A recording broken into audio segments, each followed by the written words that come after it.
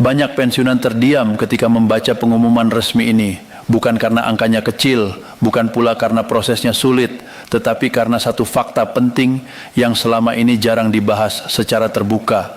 Selama bertahun-tahun, isu kenaikan dan rapel pensiun selalu diselimuti rasa takut seolah-olah negara berada di ujung jurang dan para pensiunan harus siap menerima kenyataan pahit kapan saja.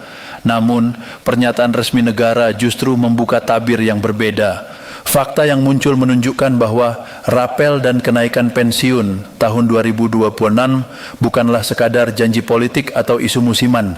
Ada dasar hukum, ada perhitungan anggaran, dan ada mekanisme yang selama ini berjalan namun tidak pernah dijelaskan secara gamblang kepada publik. Rapel pensiun sendiri sejatinya bukan hadiah, melainkan hak. Hak yang muncul karena adanya selisih waktu antara penetapan kebijakan dan realisasi pembayaran. Artinya, ketika negara memutuskan adanya kenaikan, maka kekurangan pembayaran di bulan-bulan sebelumnya wajib dibayarkan penuh. Inilah yang seringkali disalahpahami, bahkan sengaja dipelintir sehingga muncul narasi bahwa rapel adalah beban mendadak bagi negara. Yang lebih mengejutkan, data resmi menunjukkan bahwa dana pensiun tidak berdiri di ruang hampa. Ada iuran, ada hasil pengelolaan, dan ada penyertaan negara yang sudah dihitung sejak lama. Ketika isu defisit terus digoreng, yang terjadi justru kepanikan di kalangan pensiunan, padahal tidak semua angka yang beredar sesuai dengan kondisi sebenarnya. Di sisi lain, rencana kenaikan pensiun di era pemerintahan baru membawa harapan besar, bukan hanya soal nominal, tetapi juga soal pengakuan atas pengabdian puluhan tahun.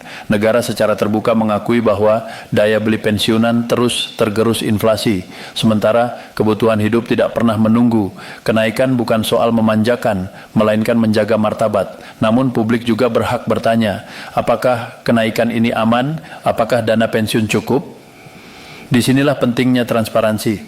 Pemerintah menyatakan bahwa skema yang digunakan bukan skema nekat. Ada penyesuaian bertahap, ada penguatan pengelolaan dana, dan ada evaluasi menyeluruh agar dana pensiun tidak menjadi bom waktu di masa depan. Fakta yang jarang diungkap adalah bahwa ketakutan berlebihan justru lahir dari kurangnya informasi. Ketika ruang kosong itu diisi oleh spekulasi, hoax, dan narasi menakut-nakuti, maka yang dirugikan adalah para pensiunan sendiri. Padahal jika melihat dokumen resmi dan penjelasan negara, gambaran besarnya jauh lebih terkendali daripada yang selama ini dibayangkan. Tahun 2026 menjadi momen penting, bukan hanya soal cair atau tidak cair, naik atau tidak naik, tetapi soal arah kebijakan. Apakah negara benar-benar hadir untuk mereka yang sudah menyelesaikan tugasnya, atau hanya sekadar menunda masalah ke generasi berikutnya? Jawabannya perlahan mulai terlihat dari langkah-langkah yang diambil sekarang. Yang jelas, rapel dan kenaikan pensiun bukan isu sederhana.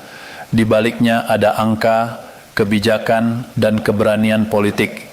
Yang dibutuhkan saat ini bukan ketakutan, melainkan pemahaman yang utuh agar para pensiunan tidak lagi menjadi korban informasi yang setengah-setengah. Jika informasi ini dilewatkan, jika aturan ini tidak dipahami dengan benar, maka hak yang seharusnya diterima bisa disalahartikan sebagai ancaman. Padahal ketika fakta dibuka secara jujur, yang terlihat bukanlah krisis, melainkan upaya negara menjaga janji kepada para pensiunan.